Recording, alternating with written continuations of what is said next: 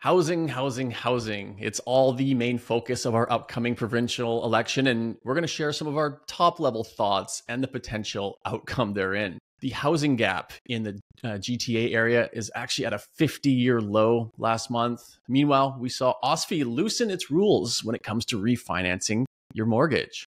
Over in Burnaby, they just approved almost 1,500 new homes, and we're going to get into that.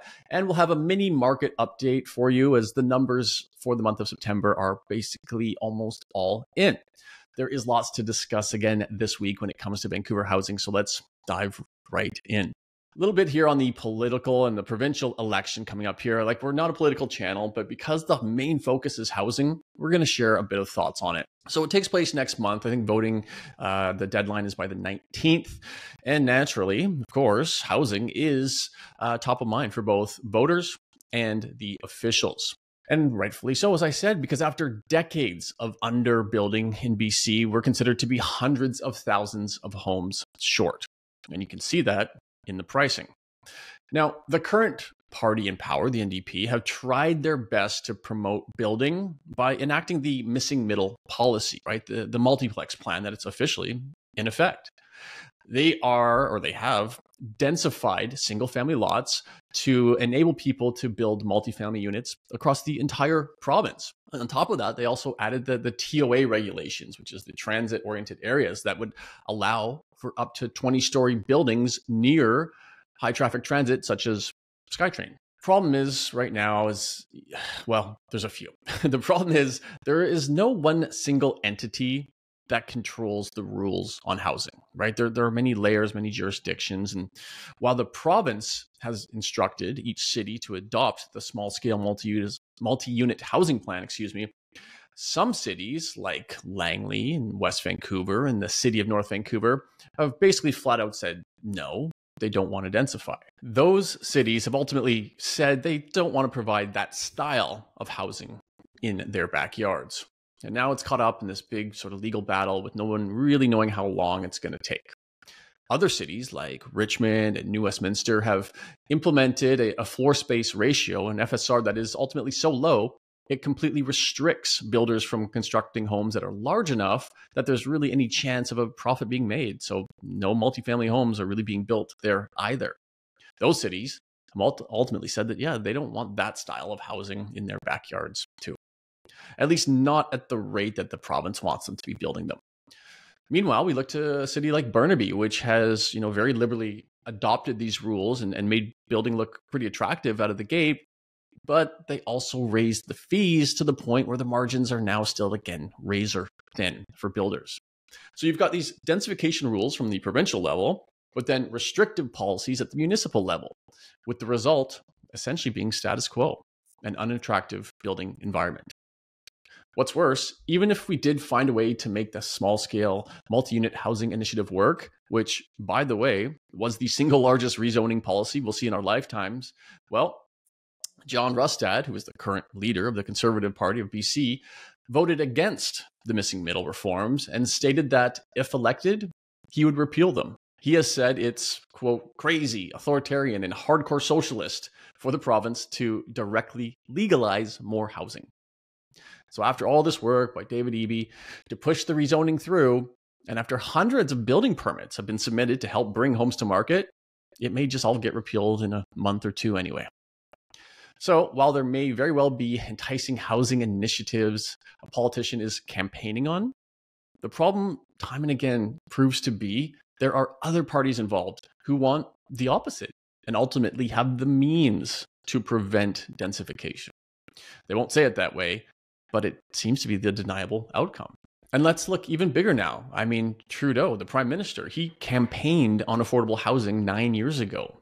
Since then, prices are up over 65% nationally and have more than doubled in areas like Vancouver and Toronto.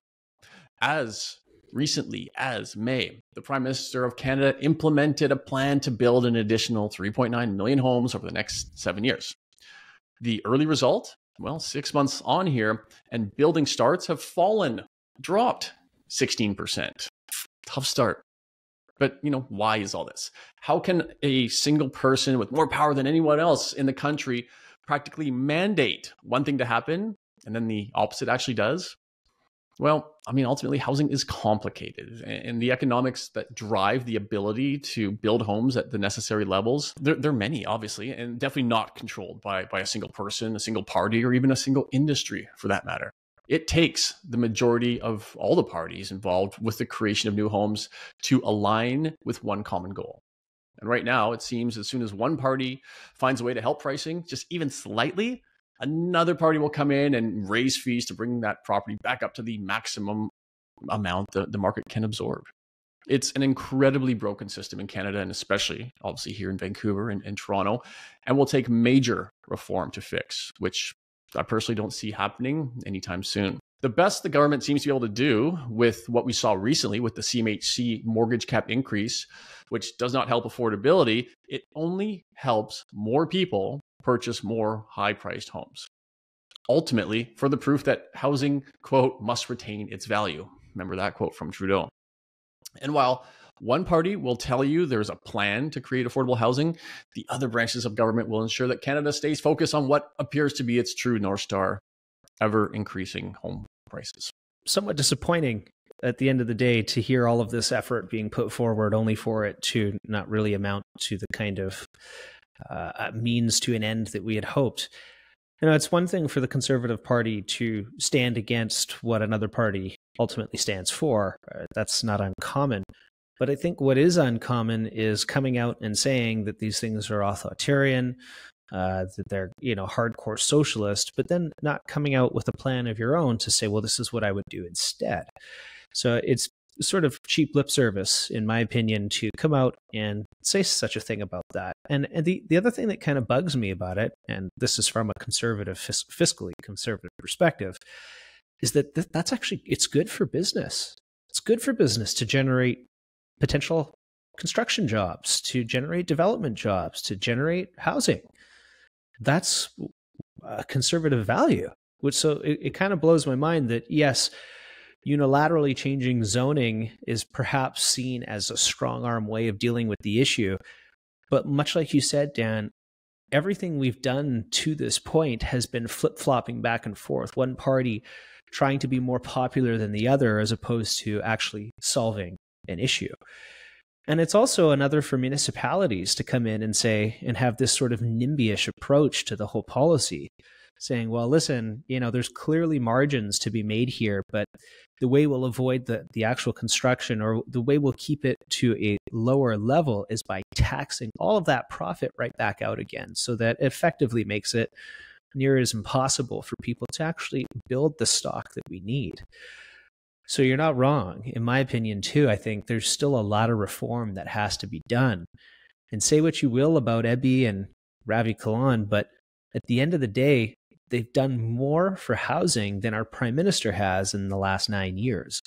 So, no party's perfect, but to keep repealing things and going backwards for every 2 step forwards you take 1 step backwards, we're never going to get to solving the crisis. It's always just going to be about politics and who's more popular.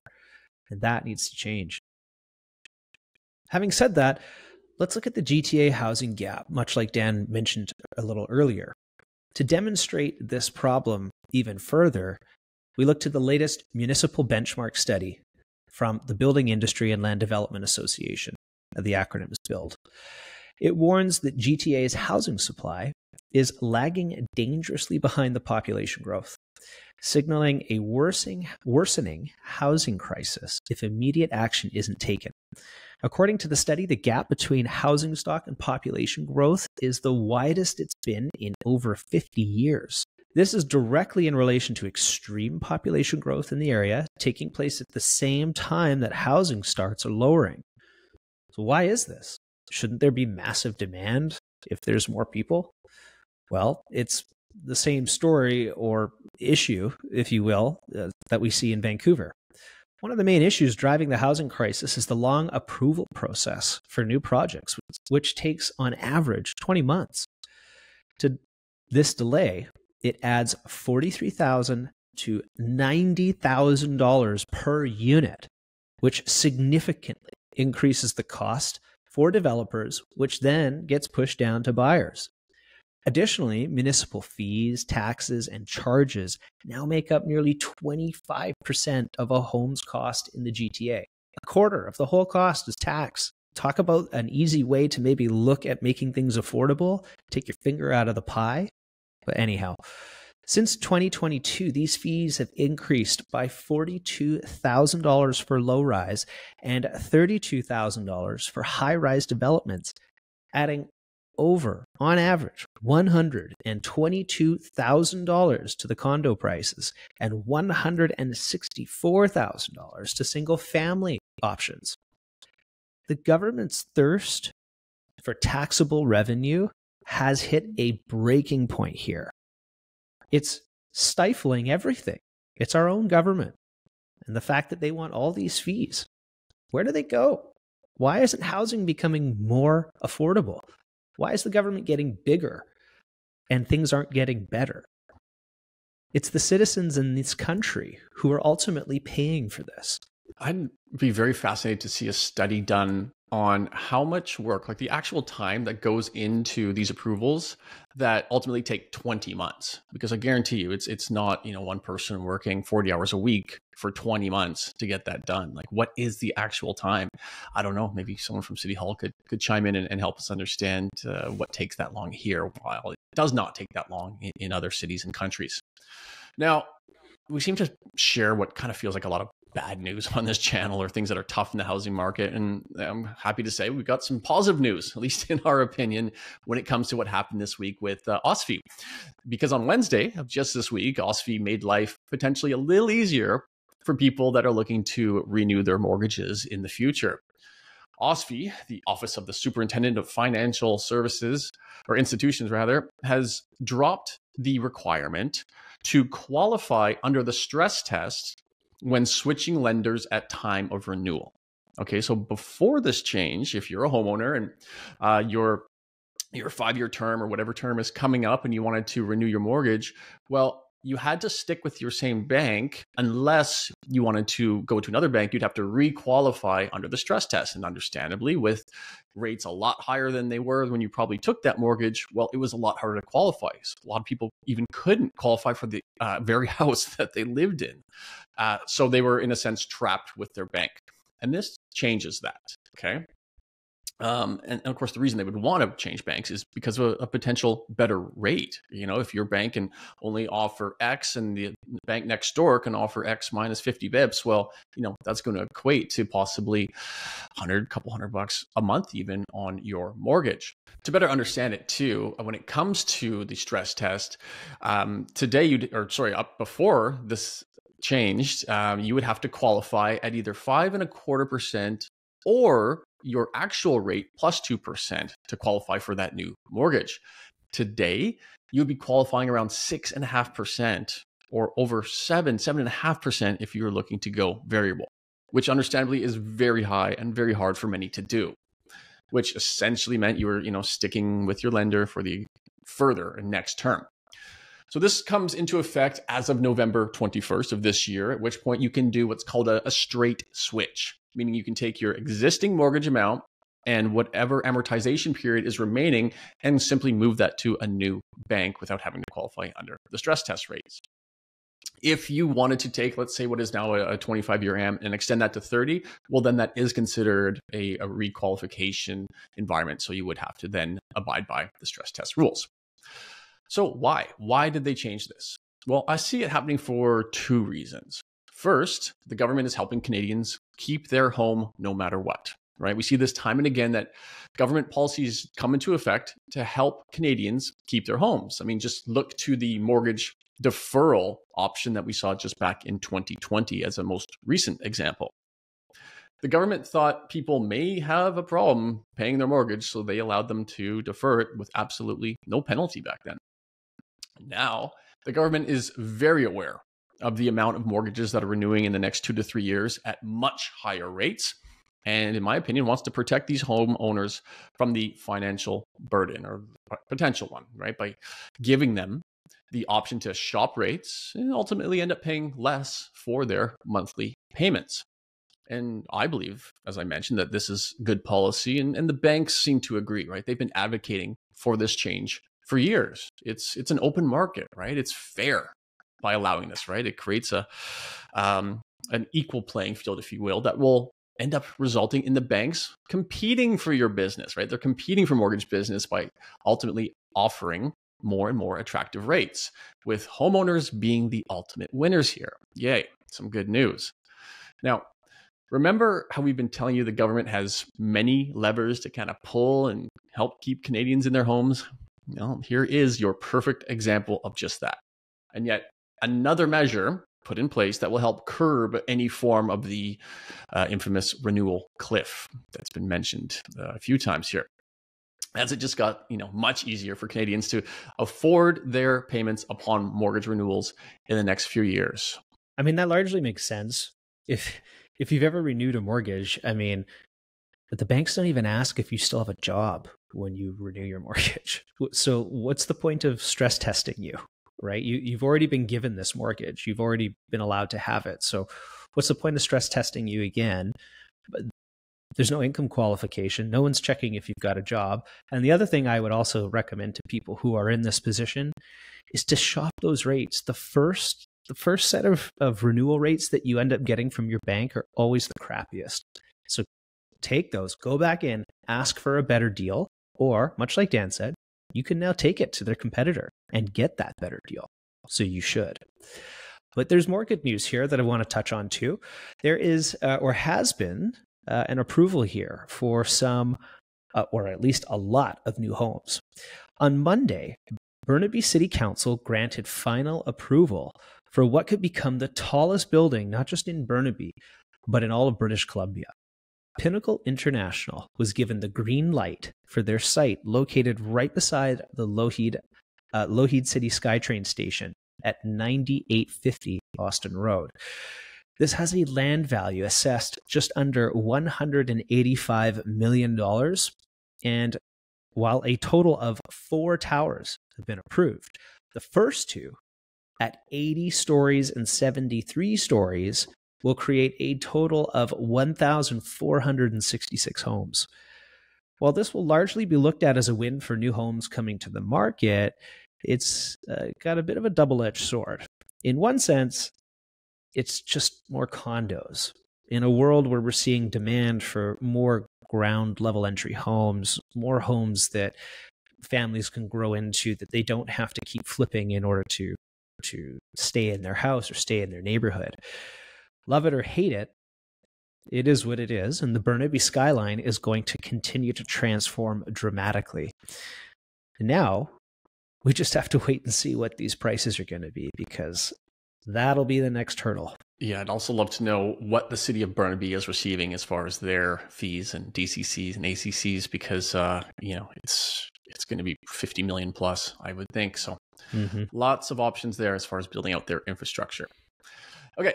Lastly, we're recording this on the last day of sales for the month of September, as Monday is a holiday, and just wanted to give a quick mini market update as things are moving here, and or not moving in one sense, but we'll give it to you as it is. So the month will probably wash out with around 6,200 listings this month, which is great. I mean, it's a jump from last month of about 2,000 additional listings.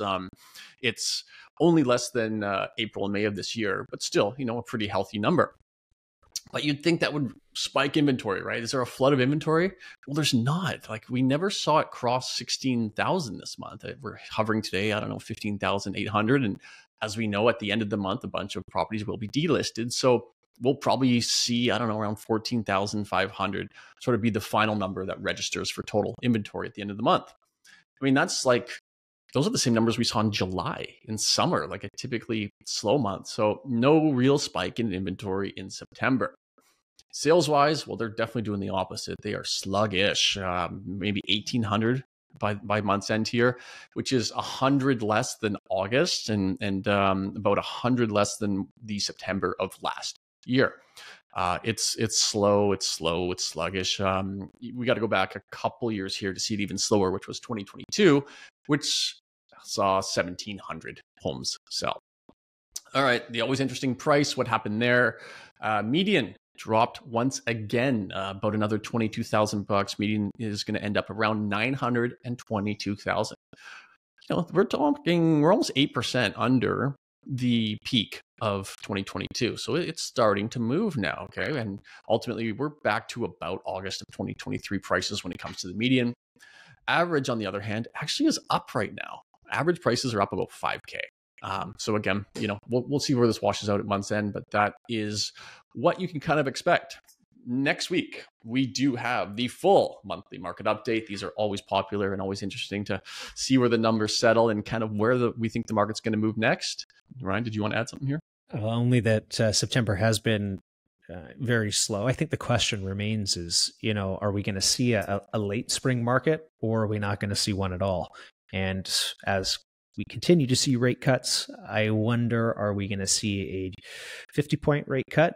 An oversized rate cut? I do truly believe that interest rates are about 200 basis points too high right now. And I do think we are going to start to see interest rates, bigger chunks come down. We'll see. I'm kind of interested to see how that plays out.